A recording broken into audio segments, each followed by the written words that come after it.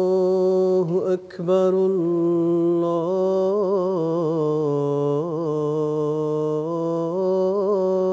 الله أكبر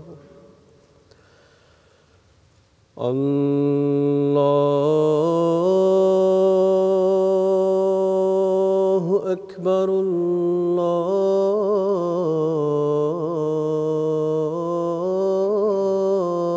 الله أكبر أشهد أن لا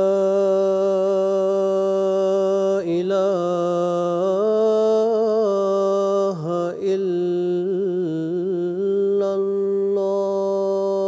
الله أشهد أن لا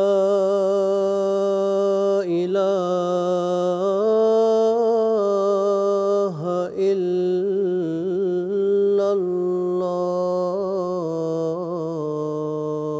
الله أشهد أن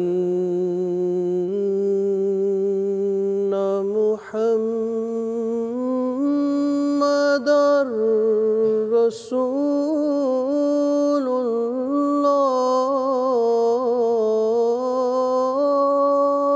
الله أشهد أن محمدًا رسول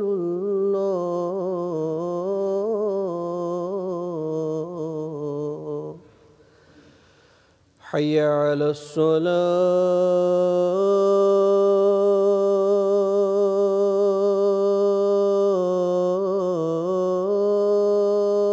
الصلاة حي على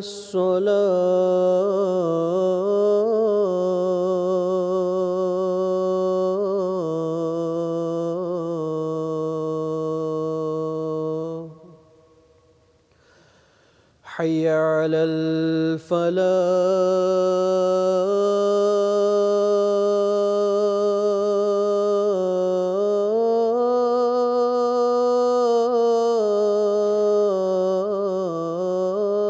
الفلاح حي على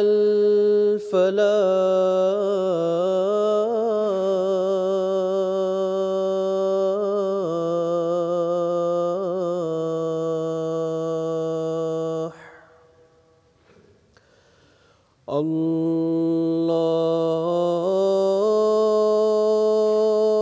الله أكبر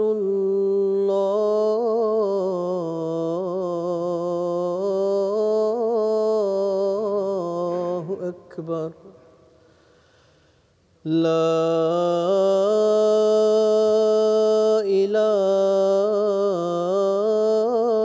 إله إلا الله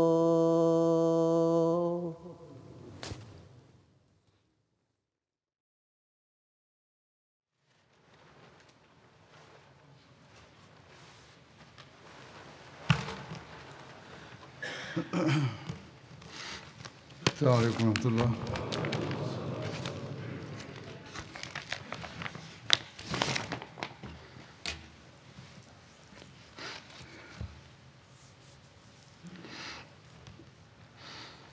أشهد أن لا إله إلا الله وحده لا شريك له وأشهد أن محمدًا عبده ورسوله أما بعد فأعوذ بالله من الشيطان الرجيم بسم الله الرحمن الرحيم الحمد لله رب العالمين الرحمن الرحيم مالك يوم الدين إياك نعبد وإياك نستعين اهدنا الصراط المستقيم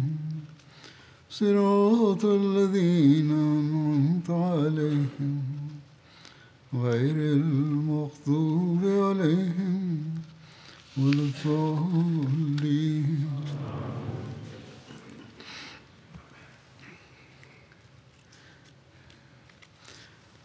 غزوہ خیبر کے بعد کے کچھ واقعات بیان ہو رہے ہیں، جن میں سے ایک اہل تیمہ کی مصالحت کا واقعہ بھی ہے۔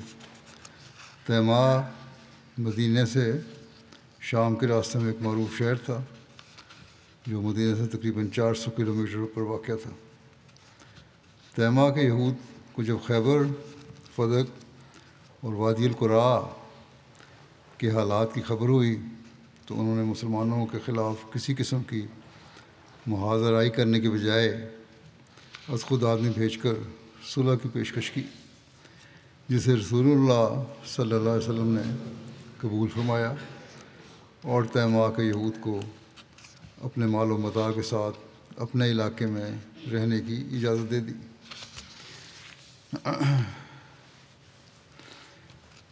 اسی موقع پر نماز فجر کی تاخیر سے ادائیگی کا بھی واقعہ بیان ہوتا ہے۔ حضرت ابو ہریرہ سے روایت ہے کہ رسول اللہ صلی اللہ علیہ وسلم غزوہ خیبر سے لوٹے تو ساری رات چلتے رہے، پھر جب آپ کو نیند آئی تو مدینہ کے قریب آرام کے لیے پڑاؤ کیا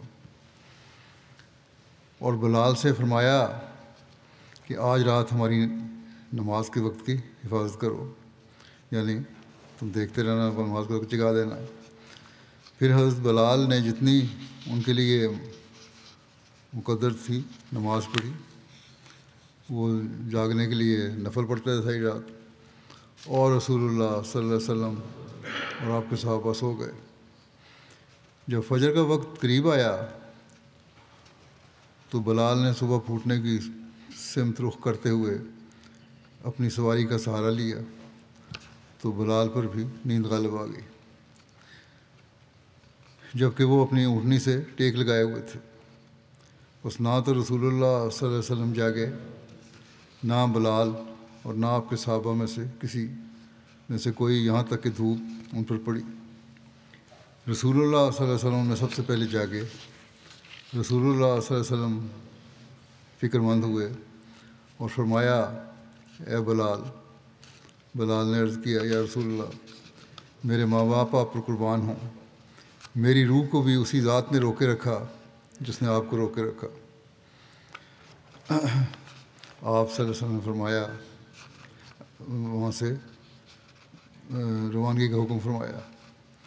چنانچہ انہوں نے اپنی سواریوں کو تھوڑا سا چلایا، پھر رسول اللہ صلی اللہ علیہ وسلم نے وضو فرمایا، تھوڑی دور جا کے آپ نے پھر قیام کیا، وہاں وضو کیا اور بلال کو حکم فرمایا، انہوں نے نماز کی اقامت کہی، پھر آپ نے انہیں صبح کی نماز پڑھائی۔ اس جگہ پہ جہاں آپ سوئے تھے وہاں نہیں پڑھائی، بلکہ آگے جا کے کچھ جگہ پڑھائی باجماعت۔ جب آپ نماز پڑھ چکے تو آپ نے فرمایا کہ جو نماز بھول جائے تو اسے جو شخص نماز بھول جائے تو اسے چاہیے کہ جب یاد آئے اسے پڑھ لے، کیونکہ اللہ نے فرمایا ہے کہ نماز کو میرے ذکر کے لیے قائم کرو۔ یہ بھی یہاں واضح ہو کہ نماز فجر کی تاخیر کا واقعہ کئی غزوات کے سفر میں بیان ہوا ہے۔ بعض اس کو تبوک کا واقعہ بیان کرتے ہیں، بعض نے حدیبیہ کے موقع پر بیان کیا ہے۔ ممکن ہے کہ راوی کو صاحب ہو گیا ہو اور کسی دوسری جنگ کا واقعہ اس کے ساتھ بیان کر دیا ہو، یا ممکن ہے کہ ایک سے زائد مرتبہ یہ واقعہ ہوا۔ بہرحال اللہ بہتر جانتا ہے۔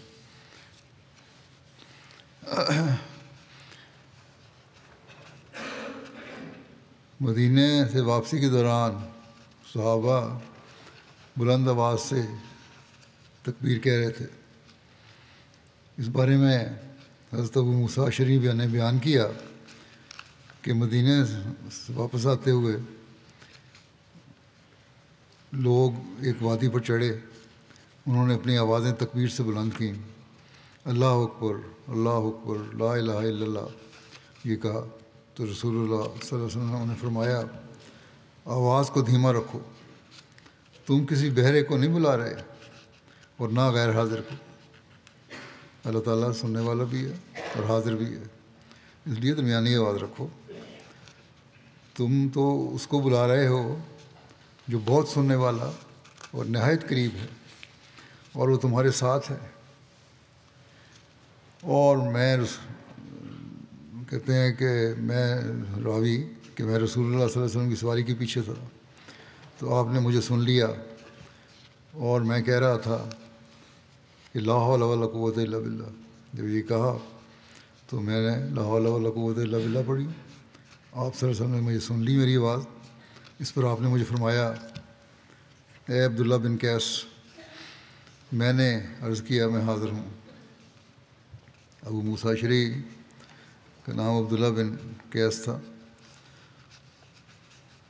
تو میں نے عرض کیا کہ میں حاضر ہوں یا رسول اللہ صلی اللہ علیہ وسلم۔ آپ نے فرمایا کیا میں تمہیں ایک کلمہ کا پتہ نہ دوں جو جنت کے خزانوں میں سے ایک خزانہ ہے؟ میں نے عرض کیا کیوں نہیں یا رسول اللہ صلی اللہ علیہ وسلم، میرے ماں باپ آپ پر قربان ہوں، ضرور بتائیں۔ آپ نے فرمایا لا حول ولا قوت الا باللہ، نہ فرمایا یہ کلمہ ہے کہ نہ بدی سے بچنے کی طاقت ہے انسان میں اور نہ نیکی کرنے کی قوت ہے کسی انسان میں، مگر اللہ کی توفیق سے ہوتی ہے یہ۔ بس اس طرف آپ نے توجہ دلائی اور فرمایا تم کلمہ پڑھ رہے تھے اور یہ تو بڑا اعلیٰ کلمہ ہے اور یہ اللہ تعالیٰ کے قریب کرتا ہے۔ بہرحال مدینہ کی طرف سفر جاری رہا۔ اسلامی لشکر جو مدینہ سے محرم 7 ہجری کو روانہ ہوا تھا، خدا تعالیٰ کے افضال اور کامیابیوں کو بھرپور انداز میں سمیٹتے ہوئے سفر کے آخری ایام میں یا ربیع الاول کے ابتدا میں واپس مدینہ پہنچ گیا۔ خیبر میں رسول اللہ صلی اللہ علیہ وسلم کی مدت اقامت میں اختلاف پایا جاتا ہے۔ حضرت ابن عباس بیان کرتے ہیں کہ رسول اللہ صلی اللہ علیہ وسلم خیبر میں 6 ماہ قیام فرمایا۔ آپ اس دوران میں 2 نمازوں کو اکٹھا کر کے پڑھاتے تھے، اور بعض روایات میں ہے کہ آپ صلی اللہ علیہ وسلم وہاں 40 دن تک رہے۔ زیادہ تر روایات کم قیام کی بابت ہی ملتی ہیں۔ فتح خیبر کے مسلمانوں کے حق میں بہت سے اثرات ظاہر ہوئے۔ خیبر کی فتح کا ایک بنیادی اثر یہ ہوا کہ عرب میں ارد گرد کے بہت سے قبائل جو پہلے اسلام اور مسلمانوں کے خلاف منصوبہ بندی کرنے میں مصروف تھے، وہ خوفزدہ ہو گئے، اور کچھ نے تو صلح کا ہاتھ بڑھایا، کچھ نے اطاعت قبول کرنے میں عافیت جانی، اور اس طرح مسلمانوں کے سیاسی وقار میں اضافہ ہوا۔ فتح خیبر کا ایک نتیجہ یہ نکلا کہ جزیرہ عرب میں یہود کی طاقت تقریباً ختم ہو کر رہ گئی۔ مدینہ کے یہود اور خیبر کے یہود عرب کے خطے میں ایک بڑی حد تک اقتصادی اور فوجی طاقت کی ایک علامت سمجھے جاتے تھے، اور اسلام کے خلاف خاص طور پر دعوت و بغض میں اس حد تک بڑھے ہوئے تھے کہ کم و بیش ہر بڑی جارحیت میں دشمن کو ان کی پشت پناہی حاصل ہوتی تھی۔ تیسرا بنیادی اثر مدینہ کے مسلمانوں کی اپنی معیشت پر بہت مثبت رنگ میں ہوا۔ حضرت عائشہ، حضرت عبداللہ بن عمر اور دیگر صحابہ بیان کرتے ہیں کہ خیبر کی فتح تھی کہ جس کے بعد ہمیں پیٹ بھر کر کھانا نصیب ہوا، اس سے پہلے تو پیٹ بھر کے کھانا بھی نہیں کھا سکتے تھے۔ خیبر کے بعد مسلمانوں کے پاس کھانے پینے کا سامان اس قدر ہو گیا تھا کہ اب انہوں نے اپنے انصار بھائیوں کو وہ ساری جائیدادیں اور حصے واپس لوٹا دیے جو انہوں نے اپنے مہاجر بھائیوں کو اس وقت عطا کیے تھے جب یہ غربت اور تنگی کے ساتھ مکے سے ہجرت کر کے یہاں آئے تھے۔ اس زمن میں حضرت انس کی ایک بہت دلچسپ روایت ہے جس میں یہ ساری تفصیل بھی آ جاتی ہے۔ کہتے ہیں کہ جب مہاجرین مکہ سے مدینہ آئے، وہ اس حال میں تھے کہ ان کے پاس کچھ نہ تھا، اور مدینہ کے انصار زمین اور مال مویشی والے تھے، تو انصار نے اس طرح تقسیم کی کہ وہ ہر سال اپنی پیداوار کا نصف پھل ان مہاجرین کو دیتے۔ حضرت انس کی والدہ نے اپنا پھلدار کھجور کا درخت حضور صلی اللہ علیہ وسلم کی خدمت میں پیش کیا، تو رسول اللہ صلی اللہ علیہ وسلم نے وہ درخت ایمن کو دے دیا، خود نہیں رکھا، ایمن کو دے دیا۔ اب جب خیبر سے واپسی پر مہاجرین نے انصار کو ان کے اموال واپس لوٹا دیے، تو رسول اللہ صلی اللہ علیہ وسلم نے حضرت انس کی والدہ کو کھجور کا درخت واپس لوٹا دیا۔ حضرت انس کہتے ہیں میں نے جب ایمن کو بتایا کہ یہ درخت اب ہمیں واپس مل گیا ہے، تو انہوں نے کہا کہ میں ہرگز یہ واپس نہیں کروں گی، یہ رسول اللہ صلی اللہ علیہ وسلم نے مجھے دیا ہے۔ شاید وہ آپ صلی اللہ علیہ وسلم سے محبت کی وجہ سے یا آپ کی دی ہوئی چیز کو واپس دینا نہیں چاہتی تھیں، بہرحال جو بھی وجہ تھی، انہوں نے کہا میں نے واپس نہیں کرنا ہے اب یہ۔ حضرت انس نے رسول اللہ صلی اللہ علیہ وسلم کی خدمت میں جا کر ساری بات بتائی، تو رسول اللہ صلی اللہ علیہ وسلم نے حضرت ایمن سے فرمایا کہ ایمن تم یہ درخت دے دو، اس کے بدلے میں اتنے درخت آپ کو دوں گا، لیکن وہ نہیں مان رہی تھی، کہتے ہیں یہ شروع میں آپ نے دیا بڑی برکت والا ہے، میں تو نہیں دیتی، یہاں تک کہ آپ صلی اللہ علیہ وسلم نے انہیں اس کے بدلے 10 گنا درخت دیے، تب انہوں نے وہ درخت واپس کر دیا۔ تاریخ میں ایک غزوے کا ذکر ملتا ہے جو غزوہ ذات الرقاع کہلاتا ہے۔ اس غزوے کو غزوہ محارب، غزوہ بنو ثعلبہ اور غزوہ بنو انمار بھی کہا جاتا ہے، کیونکہ ان قبائل کی طرف سے یہ غزوہ ہوا تھا۔ غزوہ ذات الرقاع کا نام غزوہ ذات الاعاجیب بھی رکھا گیا ہے، کیونکہ اس غزوے میں بہت سے عجیب و غریب واقعات یعنی معجزات بھی پیش آئے تھے۔ اس غزوے کے نام ذات الرقاع کی ایک وجہ یہ بیان کی جاتی ہے کہ اس علاقے میں ایک درخت یا پہاڑ تھا جس کا نام ذات الرقاع تھا، اس لیے اسے غزوہ کا نام غزوہ ذات الرقاع پڑ گیا۔ ایک اور وجہ تسمیہ حضرت ابو موسیٰ اشعری نے بیان کی ہے کہ صحابہ کے پاس سواریاں بہت تھوڑی تھیں، یہ خود بھی 6 افراد تھے جنہیں صرف ایک سواری میسر تھی جس پر وہ باری باری سوار ہوتے تھے۔ سنگلاخ زمین پر چلنے کی وجہ سے پتھریلی زمین تھی، اس پہ چلنے کی وجہ سے صحابہ کے پاؤں زخمی ہو گئے تھے، اور وہ پھٹے پرانے کپڑوں کو پاؤں پر لپیٹ کر چلتے تھے۔ خود حضرت ابو موسیٰ اشعری کے بھی نہ صرف یہ کہ پاؤں زخمی تھے بلکہ ناخن تک زخمی ہو گئے تھے، ناخن اکھڑ گئے تھے۔ کپڑے کی پٹیوں کو چونکہ رقاع کہا جاتا ہے، اس لیے اس غزوے کا نام غزوہ ذات الرقاع یعنی پٹیوں والا غزوہ مشہور ہو گیا۔ بہرحال یہ مختلف نام ہیں اس کے۔ ایک اور جگہ یہ لکھا ہے کہ جس سرزمین پر یہ غزوہ ہوا اس زمین کے کئی رنگ تھے۔ بعض نے لکھا ہے کہ اس جنگ میں مختلف رنگ کے گھوڑے تھے، بعض نے یہ لکھا ہے کہ اس جنگ میں جھنڈوں میں پٹیاں بنائی گئی تھیں یا مختلف پٹیوں کو جوڑ کر جھنڈے بنائے گئے تھے، اس کو ذات الرقاع کہا گیا۔ بعض نے کہا کہ ان سب مختلف امور کے اکٹھے ہونے کی وجہ سے اس کو ذات الرقاع کہا گیا ہے۔ اس غزوے کا ایک نام غزوہ صلاۃ الخوف بھی ہے، کیونکہ اس غزوے میں نماز خوف ادا کی گئی تھی۔ اس غزوے کی تاریخ کے متعلق اختلاف ہے۔ کتب تاریخ و سیر کے مطابق غزوہ ذات الرقاع 4 یا 5 ہجری میں ہوا تھا، چنانچہ ابن ہشام نے ابن اسحاق سے روایت کرتے ہوئے غزوہ ذات الرقاع کو 4 ہجری میں غزوہ بنو نذیر کے 3 ماہ بعد قرار دیا ہے۔ ابن سعد کے نزدیک یہ 5 ہجری کو ہوا، جبکہ امام بخاری نے ایک قوی شہادت کے ذریعے اس غزوے کو فتح خیبر کے بعد 7 ہجری کا غزوہ بیان کیا ہے۔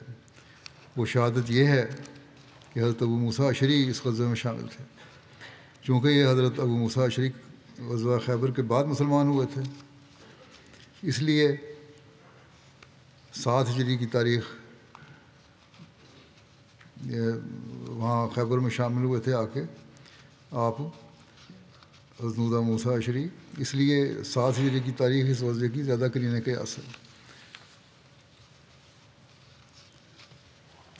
حضرت سید مرزا بشیر احمد صاحب نے سیرت خاتم النبیین کے آخر میں اپنی کتاب کے بقیہ حصے کے لیے جو عناوین درج کیے ہیں، ان میں غزوہ ذات الرقاع کو غزوہ خیبر کے بعد 7 ہجری کا غزوہ قرار دیا ہے۔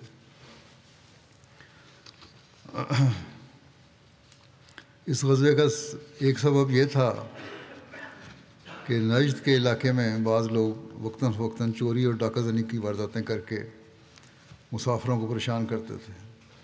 یہ لوگ کسی ایک جگہ نہیں ٹھہرتے تھے، اس لیے ان پر قابو پانا خاصا مشکل کام تھا۔ نبی کریم صلی اللہ علیہ وسلم نے ان کے خلاف مؤثر کارروائی کا فیصلہ کیا۔ اس غزوے کا دوسرا سبب یہ بیان کیا جاتا ہے کہ ایک آدمی تجارت کا سامان لے کر مدینے آیا۔ مدینے کے لوگوں نے اس سے سامان خریدا تو وہ ان مسلمانوں سے کہنے لگا کہ بنو انمار اور بنو ثعلبہ تمہارے لیے ایک لشکر جمع کر چکے ہیں، لیکن تم ان سے غافل ہو۔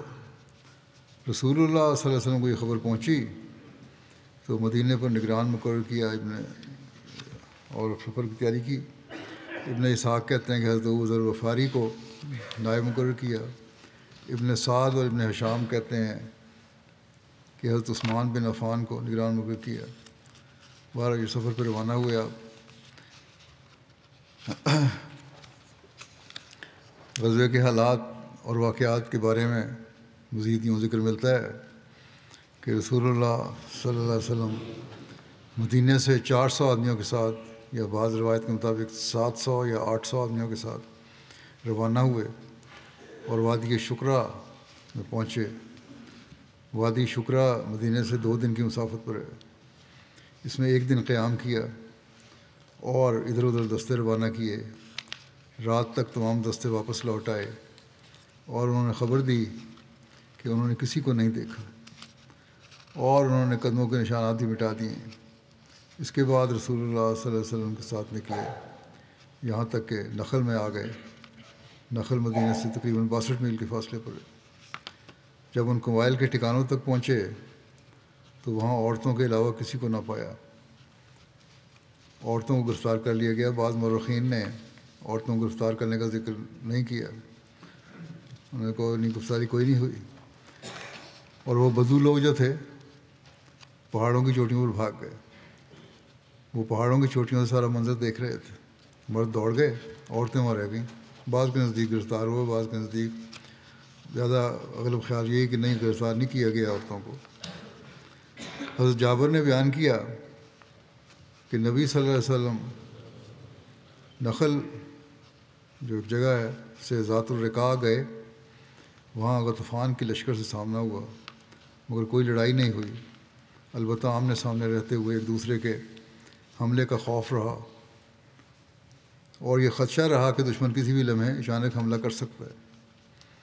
اس دوران کیونکہ یہ خطرہ تھا کہ حملہ ہو سکتا ہے دشمن کی طرف سے، اس دوران نماز کا وقت ہو گیا تو رسول اللہ صلی اللہ علیہ وسلم نے صلاۃ خوف ادا فرمائی، یعنی ایسی نماز جس میں کچھ لوگ شامل ہوئے، آدھے لوگ پہلی ایک شامل ہوئے، آدھی نصف نماز میں شامل ہوئے، پھر پیچھے ہٹ گئے اور پھر دوسرا گروپ آ گیا، وہ شامل ہوا، انہوں نے نماز پڑھی آپ کے ساتھ۔ اس کا ذکر قرآن کریم میں بھی سورۃ النساء میں ملتا ہے کہ کس طرح ایسی حالت جب ہو تو خوف کی حالت میں کس طرح نماز پڑھنی ہے تاکہ دشمن حملہ نہ کرے۔ بہقی نے حضرت جابر سے روایت کیا ہے کہ رسول اللہ صلی اللہ علیہ وسلم نے ظہر کی نماز پڑھائی۔ مشرکین نے مسلمانوں پر حملہ کرنے کا ارادہ کیا اور کہنے لگے اب ان کو چھوڑ دو۔ اس کے بعد ایک نماز ہے جو ان کو اپنے بیٹوں سے بھی زیادہ محبوب ہے۔ جبرائیل رسول اللہ صلی اللہ علیہ وسلم کے پاس آئے اور دشمن کے منصوبے کی خبر دی۔ ایک نماز انہوں نے چھوڑ دیا، انہوں نے کہا اگلی نماز میں حملہ کریں گے۔ بہرحال یہ ان کی روایت ہے سبل الہدیٰ میں کہ دشمن کے منصوبے کی خبر جبرائیل نے رسول کریم صلی اللہ علیہ وسلم کو دی۔ آپ نے عصر کے وقت صلاۃ خوف پڑھائی۔ ابن سعد نے بیان کیا ہے کہ یہ پہلی صلاۃ خوف تھی جو آپ نے پڑھائی۔ شارح بخاری یعنی شرح لکھنے والی بخاری کے علامہ بدر الدین عینی لکھتے ہیں کہ نماز خوف کے بارے میں اختلاف ہے۔ کہ پہلی مرتبہ کس سال اس کے بارے میں حکم نازل ہوا۔ جمہور علماء کا کہنا ہے کہ پہلی مرتبہ غزوات ذات الرقاع میں یہ نماز ادا کی گئی، تاہم کس سال یہ حکم نازل ہوا اس کے بارے میں علماء میں اختلاف ہے۔ کسی نے 4 ہجری، کسی نے 5، کسی نے 6 اور کسی نے 7 ہجری بیان کیا۔ ایک قول کے مطابق نماز خوف غزوہ بدر المعود سے قبل پہلی مرتبہ ادا کی گئی، جو شوال 4 ہجری میں ہوا تھا۔ اس موقع پر ایک شخص کا صحابہ پر حملہ کرنے کا واقعہ کا بھی ذکر ملتا ہے۔ حضور صلی اللہ علیہ وسلم نے ایک رات ایک جگہ پر قیام فرمایا۔ اس وقت تیز ہوا چل رہی تھی۔ آپ نے صحابہ سے فرمایا کہ کون ہے جو آج ہمارے لیے پہرا دے گا؟ اس پر حضرت عباد بن بشر اور حضرت عمار بن یاسر کھڑے ہوئے اور کہنے لگے کہ ہم آپ کے پہرے دیں گے۔ اس کے بعد وہ دونوں گھاٹی کی چوٹی پر بیٹھ گئے۔ حضرت عباد بن بشر نے حضرت عمار بن یاسر سے کہا کہ ابتدائی رات میں پہرا دے لوں گا، اور ان کو کہا کہ تم سو جاؤ، اور آخری رات میں تم پہرا دے دینا تاکہ میں سو جاؤں۔ چنانچہ حضرت عمار بن یاسر تو سو گئے اور حضرت عباد بن بشر کھڑے ہو کر نماز پڑھنے لگے۔ باہر وہ نماز پڑھ رہے تھے تو یہ بیان ہوا ہے کہ رات کو دشمن کے ایک شخص نے ان کو دیکھ لیا۔ درے پر حضرت عباد بن بشر کا سایہ دیکھا، نماز پڑھ رہے تھے، ہل جل ہو رہی تھی۔ تو اس نے باہر سوچا کہ مسلمانوں کا شخص ہے، وہ پہرا دے رہا ہے، یہی سوچا ہوگا اس نے تیر چلایا کہ ہمارا دشمن ہے۔ حضرت عباد بن بشر کے جسم میں تیر لگا۔ حضرت عباد بن بشر نماز پڑھ رہے تھے، اس میں مصروف تھے، انہوں نے تیر نکال کے پھینک دیا۔ نماز نہیں توڑی بلکہ نماز پڑھتے رہے، تیر نکالا، پھینک دیا، نماز جاری رکھی۔ اس نے دوسرا تیر مارا، پھر وہ بھی انہیں لگا، انہوں نے اس کو بھی نکال کے پھینک دیا۔ پھر جب اس نے تیسرا تیر مارا تو حضرت عباد بن بشر کا کافی خون بہہ نکلا۔ انہوں نے نماز مکمل کی اور حضرت عمار بن یاسر کو جگایا۔ جب اس شخص نے دوسرے شخص کو دیکھا تو وہ بھاگ گیا۔ حضرت عمار بن یاسر نے حضرت عباد بن بشر کو زخمی حالت میں دیکھا تو پوچھا کہ پہلے کیوں نہیں جگایا؟ تو کہنے لگے کہ میں نماز میں سورۃ الکہف کی تلاوت کر رہا تھا اور میرا دل نہیں چاہا کہ میں اس کی تلاوت کو منقطع کر دوں۔ یہ عجیب ایک تعلق اللہ تعالیٰ کے ساتھ تھا، اور اخلاص تھا، وفا تھا، عبادت کا شوق تھا ان لوگوں میں، کوئی پرواہ نہیں کی زخم کی۔ بعض روایات میں یہ بھی ذکر ہے کہ تیر حضرت عمار بن یاسر کو لگا۔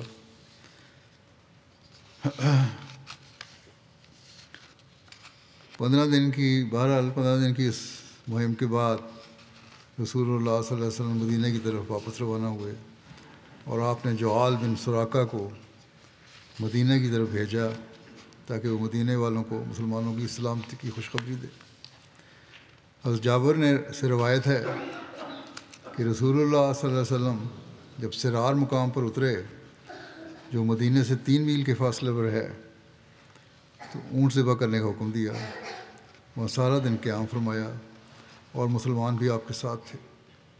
جب رسول اللہ صلی اللہ علیہ وسلم شام کی یعنی شام کا وقت ہوا تو مدینہ میں داخل ہوئے اور ہم بھی آپ کے ساتھ تھے۔ اس غزوہ میں بعض معجزات بھی ظاہر ہوئے، جیسے پہلے ذکر ہوا ہے کہ معجزات کا غزوہ بھی کہلاتا ہے یہ۔ ایک تو مشہور واقعہ دشمن کا حضرت صلی اللہ علیہ وسلم پر تلوار سونتنے کا ہے۔ حضرت جابر بن عبداللہ نے بیان کیا کہ وہ رسول اللہ صلی اللہ علیہ وسلم کے ساتھ نجد کی طرف غزوے میں گئے۔ لوگوں کو دوپہر کا وقت بہت کانٹوں والی ایک وادی میں ہوا۔ رسول اللہ صلی اللہ علیہ وسلم نے پڑاؤ کیا، اس وقت دوپہر ہو گئی تھی، اور لوگ بھی درختوں کا سایہ تلاش کرتے ہوئے ادھر ادھر قیام کرنے لگے، اور رسول اللہ صلی اللہ علیہ وسلم کیکر کے درخت کے نیچے قیام فرما ہوئے۔ آپ نے اپنی تلوار لٹکا دی۔ حضرت جابر کہتے تھے کہ ہم کچھ دیر سوئے، پھر دیکھا کہ رسول اللہ صلی اللہ علیہ وسلم ہمیں بلا رہے ہیں. ہم آپ کے پاس آئے تو کیا دیکھا کہ آپ کے پاس ایک بدوی بیٹھا ہے. رسول اللہ صلی اللہ علیہ وسلم نے فرمایا اس نے میری تلوار پکڑ لی اور میں سویا ہوا تھا. میں جاگا تو اس کے ہاتھ میں سونتی ہوئی تھی. اس نے مجھ سے کہا کہ کون تمہیں مجھ سے بچائے گا؟ میں نے کہا اللہ. تو اس نے تلوار کو نیام میں داخل کر لیا اور یہ ہے وہ جو بیٹھا ہوا ہے. آپ نے اس حملہ آور کو کوئی سزا نہیں دی.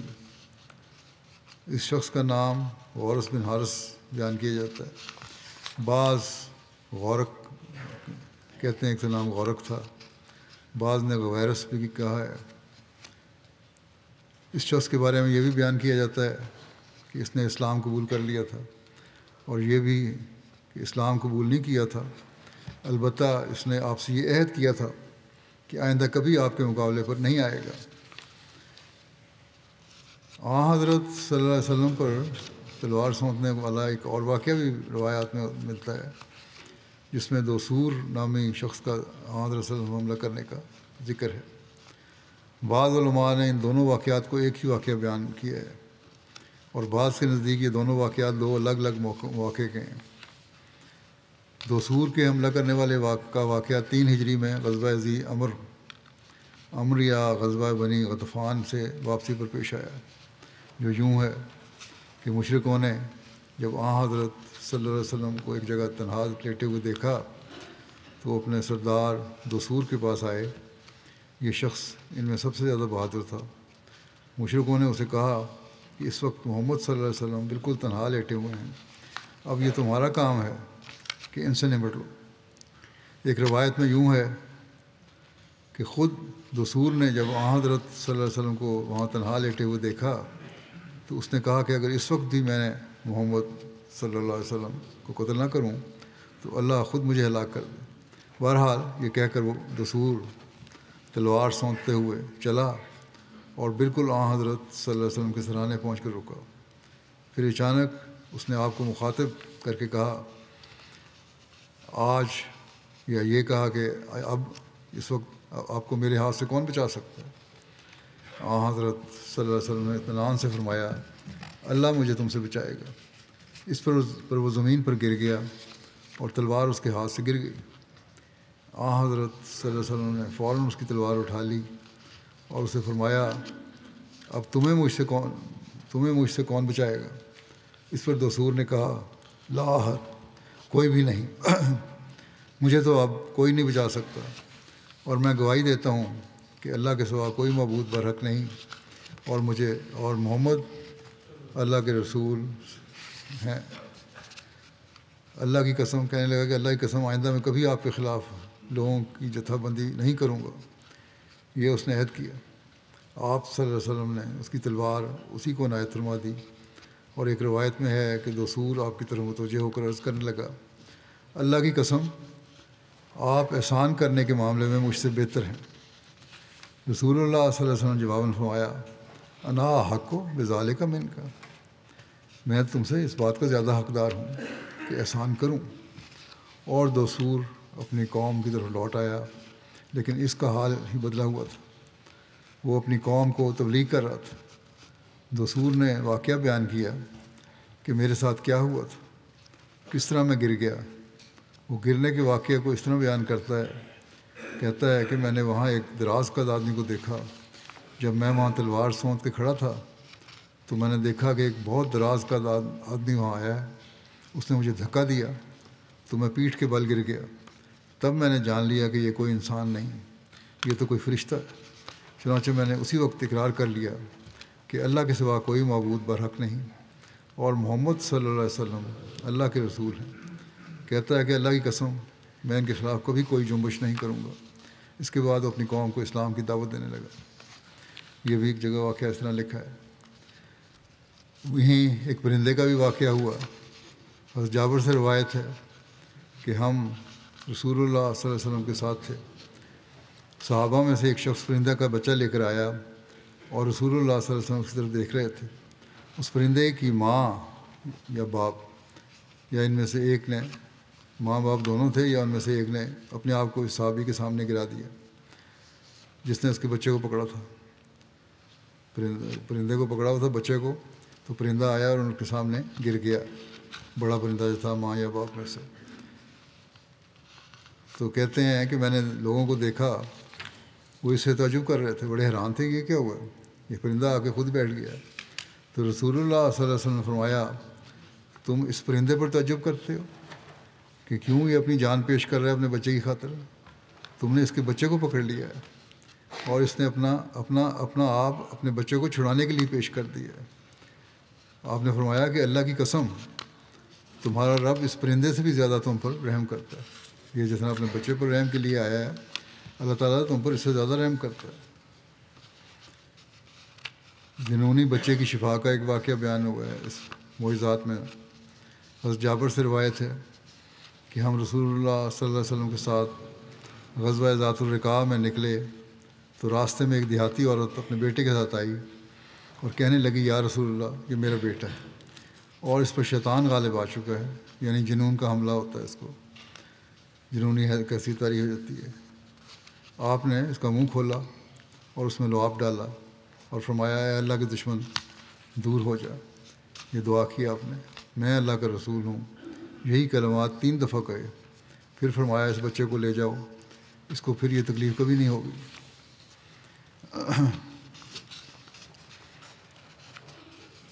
3 انڈوں میں برکت کا واقعہ کا ایک ذکر ہے۔ شتر مرغ کے انڈے تھے۔ حضرت جابر سے روایت ہے کہ غزوہ ذات الرقاع میں علبہ بن زید حارثی 3 انڈے لائے جو کہ شتر مرغ کے انڈے دینے کی جگہ میں پڑے تھے۔ آپ نے فرمایا اے جابر ان کو لے لو اور ان انڈوں کو پکاؤ۔ میں نے ان کو پکایا اور ان کو ایک پیالے میں لے کر آیا، پھر میں نے روٹی تلاش کی لیکن نہ ملی۔ رسول اللہ صلی اللہ علیہ وسلم اور صحابہ روٹی کے بغیر ان کو کھانے لگے یہاں تک کہ وہ سیر ہو گئے، پیٹ بھر گیا، اور پیالے میں انڈے ویسے ہی تھے جیسے شروع میں تھے۔ پھر بہت سے صحابہ کرام نے اس میں سے کھایا اور پھر ہم آگے روانہ ہو گئے۔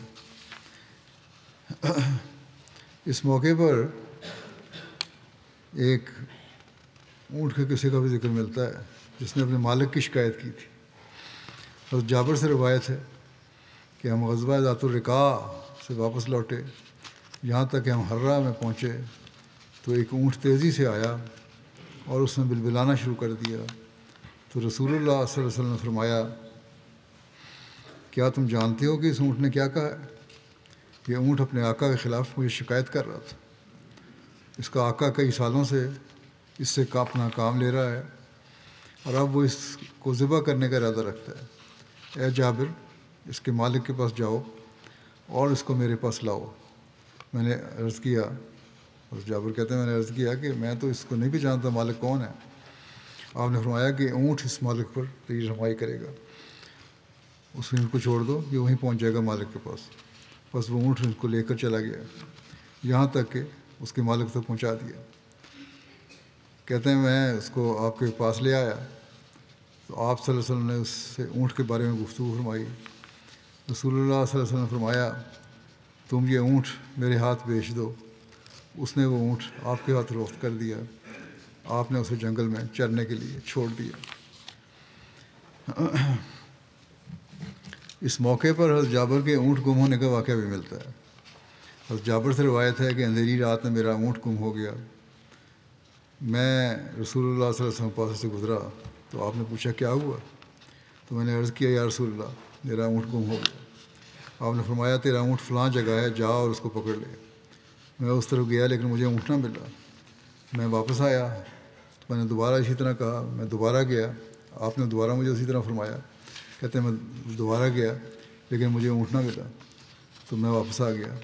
اس پر آپ نے شفقت فرماتے ہوئے کہا چلو میرے ساتھ چلو۔ آپ میرے ساتھ چلے یہاں تک کہ ہم اونٹ کے پاس گئے اور آپ نے اونٹ مجھے پکڑا دیا۔ ان کے سست اونٹ کا بھی ایک واقعہ ملتا ہے۔ اسی غزوے کی بابت حضرت جابر بن عبداللہ بن نے بیان کیا کہ نبی صلی اللہ علیہ وسلم کے ساتھ میں تھا، میرا اونٹ سست ہو گیا اور تھک گیا۔ نبی صلی اللہ علیہ وسلم میرے پاس تشریف لائے اور فرمایا جابر؟ میں نے عرض کیا جی ہاں۔ فرمایا کیا ہوا؟ میں نے عرض کیا میرا اونٹ سست ہو گیا اور وہ تھک گیا ہے اور میں پیچھے رہ گیا ہوں۔ آپ اپنی سواری سے اترے، پھر فرمایا کیا تمہارے پاس پانی ہے؟ میں نے جواب دیا جی ہاں۔ پھر میں پانی کا ایک پیالہ لایا، آپ نے اس میں پھونک ماری اور اس اونٹنی کے سر اور کمر پر چھڑک دیا اور اس کی پیٹھ پر بھی چھڑک دیا۔ پھر فرمایا مجھے عصا دو، سوٹی دو ایک۔ میں نے اپنا عصا دیا، یا اس طرح کہا کہ میں نے درخت سے چھڑی کاٹ کے دی آپ کو۔ بہرحال آپ نے کچھ ضربیں لگائیں اس اونٹ کو اور اپنی چھڑی سے اسے کھینچنے لگے۔ پھر فرمایا سوار ہو جاؤ۔ میں سوار ہو گیا، اس اونٹ پہ چڑھ گیا۔ میں نے اونٹ کو دیکھا کہ وہ اتنا تیز ہو گیا کہ اب میں اسے رسول اللہ صلی اللہ علیہ وسلم سے آگے نکلنے سے روکنے لگا۔ وہ بیان کرتے ہیں کہ میں حضور صلی اللہ علیہ وسلم کے ساتھ ساتھ چلنے لگا تو حضور مجھ سے باتیں کرنے لگے اور پوچھا کہ کیا تم نے شادی کر لی ہے؟ تو میں نے عرض کیا جی ہاں۔ تو فرمایا کنواری سے یا بیوہ سے؟ میں نے عرض کیا بیوہ سے۔ فرمایا نوجوان کنواری سے کیوں شادی نہیں کی؟ تم نوجوان ہو، وہ تم اس سے کھیلتے، وہ تم سے کھیلتی۔ میں نے عرض کیا کہ میری بہنیں ہیں، جابر کے والد جنگ احد میں شہید ہو گئے تھے، ان کی 7 بیٹیاں تھیں جو جابر کی بہنیں تھیں۔ کہتے ہیں میں نے کہا بہنیں میری، اور میں نے سوچا کہ میں کسی ایسی عورت سے شادی کروں جو ان کی دلجوئی کرے اور ان کی کنگھی چوٹی کرے، ان کی پرورش کرے۔ پھر آپ صلی اللہ علیہ وسلم نے فرمایا اب تم گھر پہنچنے والے ہو، جب پہنچو تو عقل مندی سے احتیاط سے کام لینا، یہ نصیحت فرمائی۔ پھر آپ صلی اللہ علیہ وسلم نے فرمایا کیا تم اپنا یہ اونٹ بیچتے ہو؟ میں نے کہا جی ہاں۔ تو آپ صلی اللہ علیہ وسلم مجھ سے 1 اوقیہ چاندی پر خرید لیا۔ پھر رسول اللہ صلی اللہ علیہ وسلم مجھ سے پہلے مدینہ پہنچے اور میں اگلی صبح پہنچا۔ ہم مسجد میں آئے تو میں نے آپ کو مسجد کے دروازے پر پایا۔ آپ نے فرمایا آپ پہنچے؟ میں نے عرض کیا جی ہاں۔ فرمایا اپنا اونٹ چھوڑ دو اور مسجد میں جا کر 2 رکعت نماز پڑھو۔ چنانچہ میں اندر گیا اور نماز پڑھی۔ پھر آپ نے حضرت بلال سے فرمایا اسے 1 اوقیہ چاندی تول کر دے دو، وہی اونٹ کی قیمت جو رستے میں طے ہوئی تھی۔ حضرت بلال نے تول کر مجھے دے دی اور کچھ زیادہ بھی دی۔ پھر میں واپس چلا تو آپ نے فرمایا جابر کو میرے پاس بلاؤ۔ جابر کہتے ہیں کہ میں نے دل میں کہا کہ اب نبی کریم صلی اللہ علیہ وسلم میرا اونٹ واپس کر دیں گے، اور مجھے اس واپسی سے بڑھ کر اور کوئی بات ناپسند نہ تھی۔ آپ نے فرمایا اپنا اونٹ بھی لے لو اور اس کی قیمت بھی اپنے پاس رکھو۔ یعنی حضرت جابر کی توقع کے برعکس ہمیں خیال تھا کہ اونٹ واپس ہو کے شاید قیمت نہ واپس کرنی پڑے، لیکن آپ نے فرمایا قیمت بھی رکھو اور اونٹ بھی رکھو۔ آپ نے اونٹ کی قیمت واپس نہیں لی۔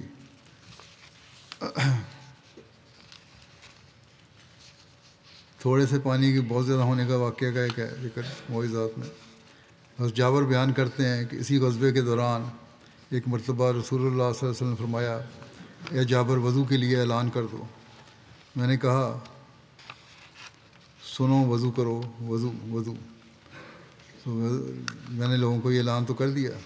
کہتے ہیں میں نے رسول اللہ کو عرض کیا کہ قافلے میں پانی کا قطرہ بھی نہیں پایا اس وقت تو پاس ہمارے۔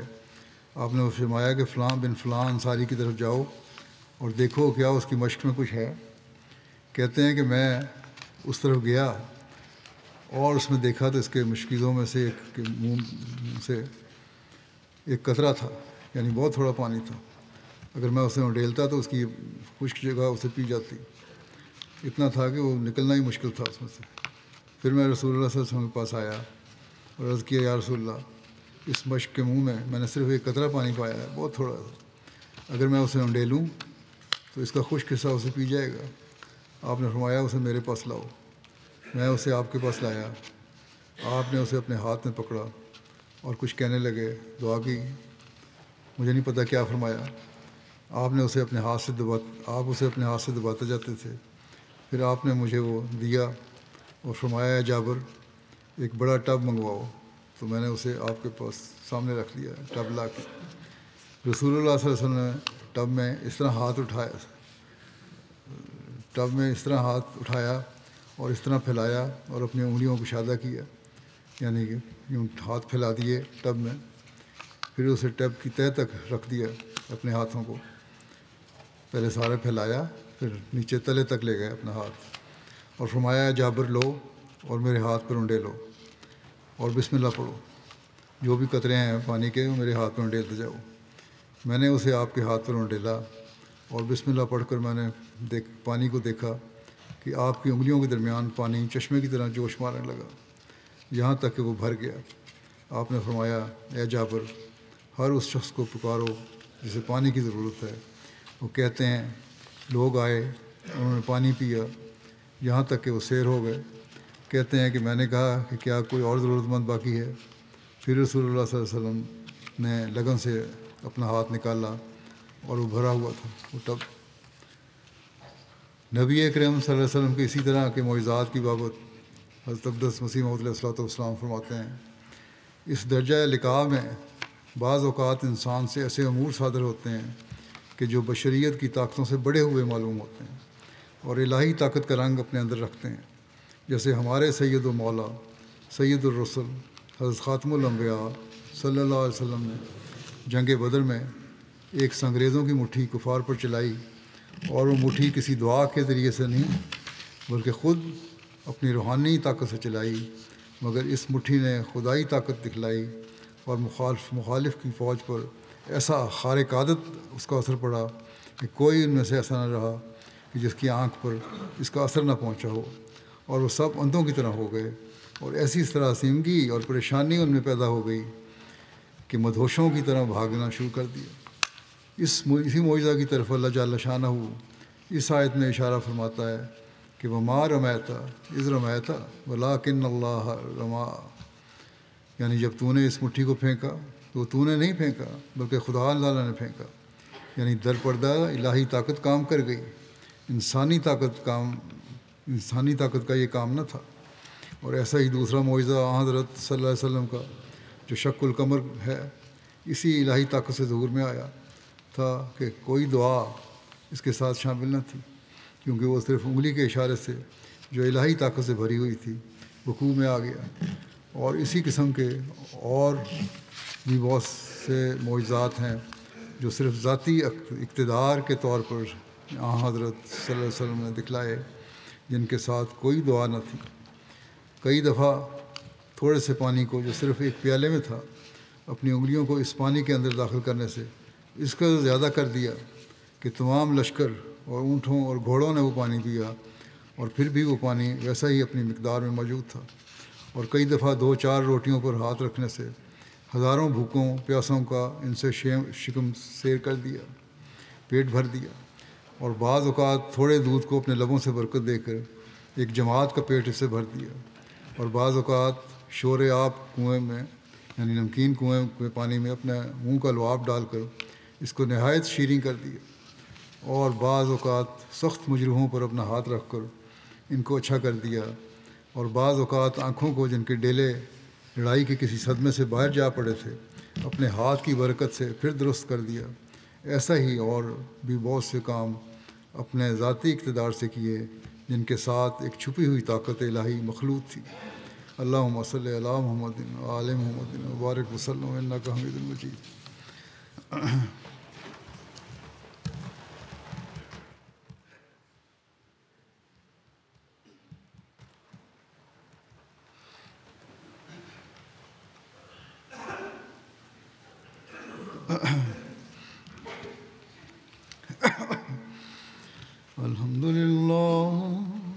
الحمد للہ نحمده ونستعینه ونستغفره ونؤمن به ونتوکل علیہ ونعوذ باللہ من شرور انفسنا ومن سیئات اعمالنا من يهده الله فلا مضل له ومن يضلل فلا هادي له ونشهد أن لا إله إلا الله ونشهد أن محمدا عبده ورسوله عباد الله رحمكم الله إن الله يأمر بالعدل والإحسان وإيتاء ذي القربى وينهى عن الفحشاء والمنكر والبغي يعظكم لعلكم تذكرون اذكروا الله يذكركم وادعوه يستجب لكم ولذكر الله أكبر.